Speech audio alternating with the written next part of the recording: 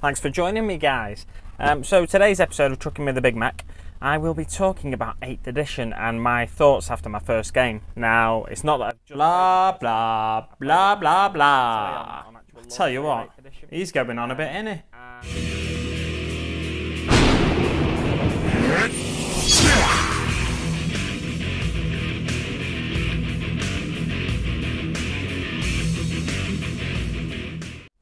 How you doing, guys? Big Mac Dansko here again today, back once again with another episode of Warhammer Thoughty K. I don't know what episode it is, 23 or something, maybe.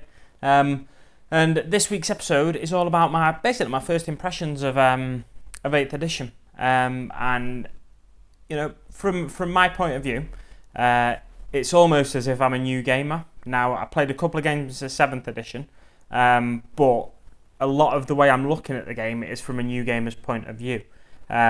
I've played one game so far of 8th edition, and that's probably about 1/5 or a quarter of the games I've played of 7th edition.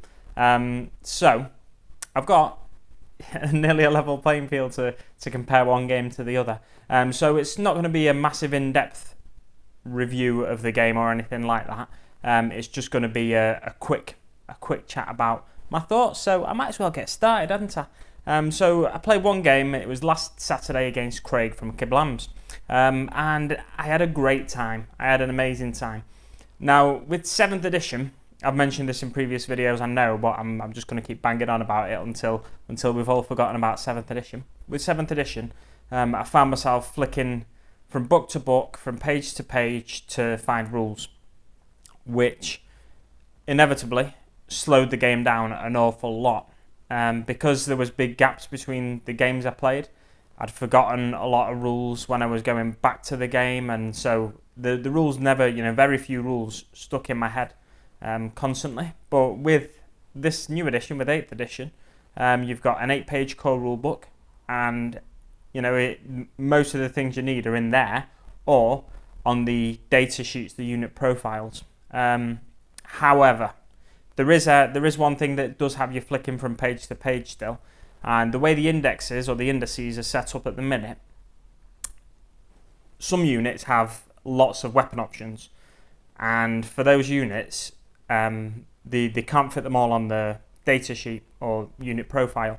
So what you have to do is flick to the index at the back, or flick to the weapons like summary pages at the back, and because there's 4, 5, 6, 7, however many armies in an index, they each have a separate couple of pages at the back with points values and with weapons and stuff like that. So it's not the easiest thing to do to find that page over and over again. So one thing I recommend is get yourself a bookmark. I saw Harry from the Dark Artisan, I think his girlfriend did it for him. She went down, she got a load of, I've got some here actually because I intended to do it myself.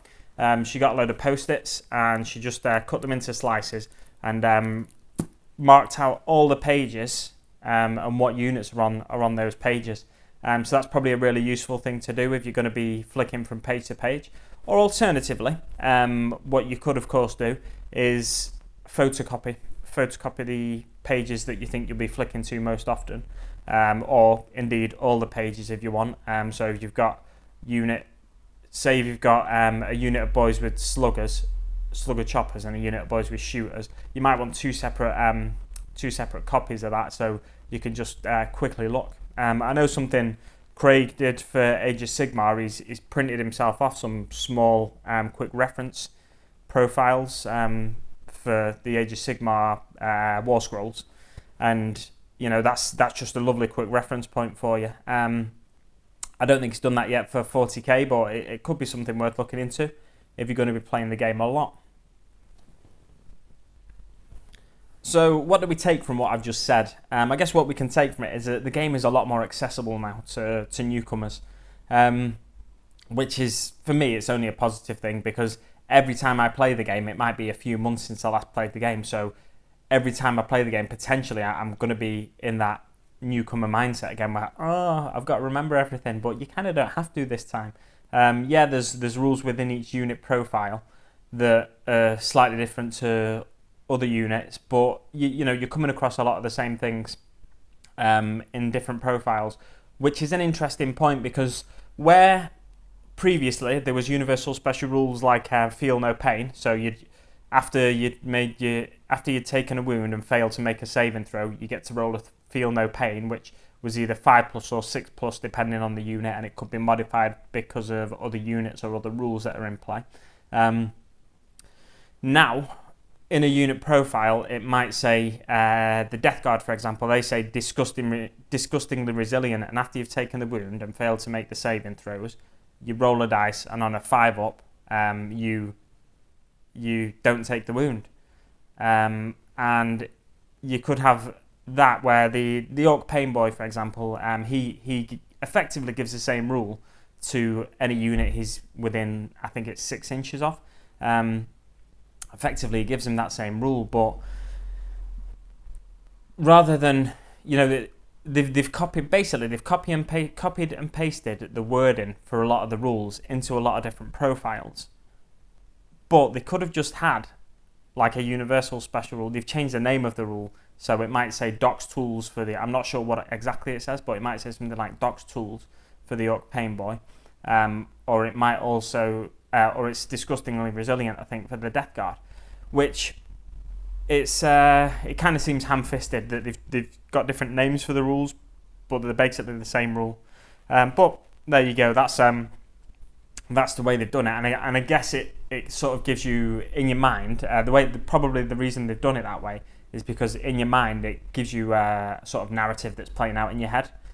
So it keeps you sort of in that gaming zone. It puts you in that universe a little bit more. If you're a Death Guard player, you might really want to be thinking about how, get yourself in the mindset of a Plague Marine or something like that, and potentially that's going to help you do that rather than just have this universal special rule that says feel no pain, which is less thematic, I guess. Now I'm going to talk briefly about my game that I played specifically. So the game I played was Orcs against Dark Eldar. Craig brought a sort of like an elite Dark Eldar Coven list, and all it was 2 homunculus or homunculi. If there's more than one of the homunculi, I think so. There we go. 2 homunculi or homunculus, and 6 pain engines. And they were all each individual units, and we just played a kill point game. But handily, facing him, I had 8 units as well. So my units were, I had a truck. Oh, and since then, I've updated my battle scribe. And since then, I've realised I was actually 4 power levels over the agreed points value, which is interesting once I tell you the outcome of the battle. So I had a truck, I had a unit of Meganobs, 4 Meganobs. I had a big mech with teleporter blaster. I had 3 units of boys, 2 units of shooter boys, 10 of them, and 1 unit of chopper slugger boys with a knob who had a big chopper. And then I had a unit of storm boys and boss Zagstruck. I think that's 8 units. So yeah, the game overall was it was quite exciting. Early on, it looked like it was going to be an orc domination, but then towards the end of the battle, we gradually got to see how it changed. So the storm boys shot across the battlefield. If I'd positioned them, I made a few tactical errors, I think, because if I'd positioned the storm boys better, like more in the centre of the battlefield, it was 15 of them, the storm boys, by the way. If I'd positioned them better, they could have got a first turn charge off. If I positioned them in the centre rather than over to the left-hand corner. Craig's units were all over in, as I was looking at the battlefield, they were over in the right-hand corner, and my units were over here in the left-hand corner. So the Storm Boys managed to get across and do a second turn charge. My truck was sort of in the opposite corner, so my truck was here, his units were there. My truck moved halfway across the battlefield in the first turn, and it had a unit of chopper slugger boys in. And then in Craig's first turn, he shot at that unit, shot everything he had because it was about the only thing that was in range. And that truck, for everything that people have said about vehicles being a lot tougher in this edition, it was taking his whole army's firepower. But yeah, that truck was destroyed in the first turn, and he got first blood from that. So Craig's 1-0 up after the first turn. What else? Oh, we got first blood, and I guess he got the unit as well, so it's 2-0 up. So then my next turn, the unit of boys that were in that truck, luckily none of them were destroyed when the truck exploded. The unit of boys that were in that truck moved up, shot and charged one of his units, and my storm boys moved in and surrounded one of his pain engines, because the way he'd spread out some of his pain engines, he'd put the homunculus in the middle, and then probably about 4 or 5 inches away he'd put one of his pain engines and his other pain engines in sort of a triangle formation around the homunculus, so they could all benefit from an extra +1 to a feel no pain. And I surrounded one of his pain engines, which that was the only turn I did that with a charge, actually surround one of his units. And I can't remember if it took 1 or 2 turns to destroy that pain engine, but I destroyed that pain engine basically. And then there was I can't remember exactly what happened. My Meganobs were moving up the battlefield slowly. Basically, they were, one of them managed to get a rocket off from a combi rocket and take some wounds off one of his pain engines, and then they did some shooting damage to one of his pain engines as well. But they just took far too long to get across the battlefield, and eventually, when he'd repositioned some of his units and he'd dealt with the boys that charged over on this side of the battlefield, he then turned his attention to my Meganobs, and he shot most of his army at my Meganobs, destroying 3 of them, or half of his army probably at my Meganobs, destroying 3 of them, so there was just 1 Meganob left. It was the double killsaw Meganob though, so he made an 11-inch charge in the next turn, and then failed to do anything. At this stage of the battle though, most of my force was wiped out. I'd killed one of his homunculi, but what I probably should have done is charged both his homunculus and pain engine, and then that pain engine wouldn't have been able to shoot if it fell back from that assault. But I just didn't want to take the overwatch from the pain engine on my already diminished storm boys, so I just charged the homunculus rather than both the homunculus and the pain engine. But I guess I should have just charged them both, because it's not likely that he's going to hit, but because some of his pain engines had flamer weapons, so they automatically hit, I think, D3 or D6, don't they?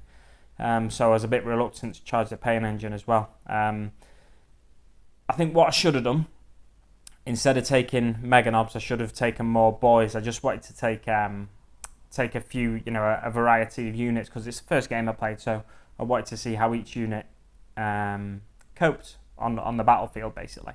With the units I took, I should have put my Meganobs and my Big Mech into the truck, and also, rather than take the teleporter blaster on the Big Mech, I should have taken the custom force field, because the custom force field gives him a 5 up invulnerable save, and because the Meganobs have no invulnerable save, as soon as they come up against high AP weapons, they don't get saved, basically. They're quite tough, and they've got 3 wounds, but I think the Meganob has Big Mech has 5 wounds.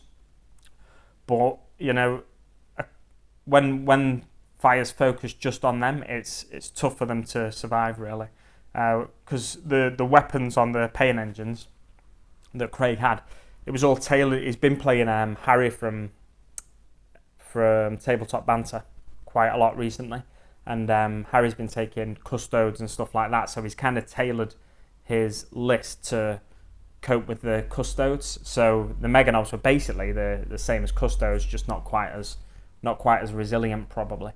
So yeah, the list was sort of tailored to take out units like Meganobs. So they really struggled to cope as soon as fire was focused on them. So overall I had a really good time. I was tabled at the end of it. If I wasn't tabled, it would have been 9-2 kill points wise, although that's with me being tabled, so I guess it would have been 8-2 kill points wise. But I had a really good time. I got a couple of his pain engines. I think I got one down to 3 wounds and one down to 1 wound, but then one of his other pain engines killed a unit near that pain engine, and then got to restore a wound to a nearby unit, which is, it's all part of the mechanics of the new game. It's all to do with keeping certain units within distances of each other, and you've got to think about your positioning on the battlefield. My units kind of ended up spread out across, well, they were in deployment as well. My units were deployed across my deployment zone, whereas Craig's were all in a corner, castled up. So my units, whilst there's not that many that interact with each other, the HQ certainly gives buffs to like vehicles and stuff like that. So again, if I'd put him in the truck, it may have made a difference, especially with the custom force field. I think it affects a vehicle if he's in it. But yeah, that would have got, the truck would have got a 5-up save, so it probably wouldn't have been destroyed in the first turn as well, and maybe I could have charged with the truck, taken the Overwatch next turn, piled out the Mega Nobs and Big Mech, and then, but you live and learn. It was a great game, like I said. I had a lot of fun playing it, where the last game of 7th I played ran about the same points level, so I've worked out on Battlescribe, this was around 900, 800, 900 points of Orcs, which is about 54 in power level. Craig's list was 50 in power level, and it's just interesting to see how power level compares to points, really. But yeah, around about the same size list I played my last game of 7th edition with against my mate David, and it took us about 5 hours to play, something like that. So it was around about 1,000 points in 5 hours, because we were constantly looking between rule books and stuff, where myself and Craig got this game done in about 2.5, maybe 3 hours. But in the second half of the battle, well, constantly throughout the battle, actually, we were talking about YouTube, about equipment we use, about certain videos we watched on YouTube recently, this sort of thing, and about just about other things, life things in general. So it wasn't like we were just concentrating on the battle. We were kind of having a catch up as we were playing as well, which was, if you took that out, I reckon we could have got the game down to about 2 hours, and that's my first game of this edition. So I think it just goes to show that it's a much quicker game to play. It's much easier access, quicker game to learn, quicker game to play, which I think is good for everyone, because if you go to a club every week and you used to get like 4 turns in, maybe, because you got to the club late and the owner wants to close up and leave. You see battle reports now and again on YouTube where people have only managed to get 3 turns in because the person who runs the club wants to close up. It's closing time, fair enough. But yeah, this new edition, I think you're going to see less of that, unless, of course, you finish your first game so quickly that you can actually, you've got time to get a second game in. So my thoughts are basically it's a lot faster and a lot more accessible to people who don't play as often, or definitely new people to the hobby as well. So if you've not played Thoughty K in a while and you were thinking about getting in for 8th edition, definitely give it a go. There's lots of start collecting boxes out there that are £50, getting for around £40 off a third-party retailer. I recommend wargamesuk.co.uk if you're in the UK especially, because you can get free shipping over £40, and you'd get free shipping if you bought a start collecting box. But yeah, there's lots of forces out there. Some of the start collecting boxes as well, like the Eldar one, for example. I think it's about five models. It's a tank, 3 jet bikes, and a Farseer or Warlock on jet bike. So you can get that paid up in no time if you wanted to make sure you got everything painted. Or if you've got some old models, you want to dust them off, put them on the tabletop. Definitely get your hands on the 8th edition rules. I think they're available to download now, probably from the GW website or Warhammer Digital or something like that. I'm not sure exactly of the sources. So yeah, you can get the rules, but the only thing is you'll have to find the unit profiles. But with an index only being £15, it's not much of an investment. So I definitely recommend giving it a go if you were thinking about getting into Thoughty K, or if you like a sci-fi setting, then definitely give it a try. I think I'll leave it there. Yeah, thanks very much for watching, and I'll see you on the battlefield.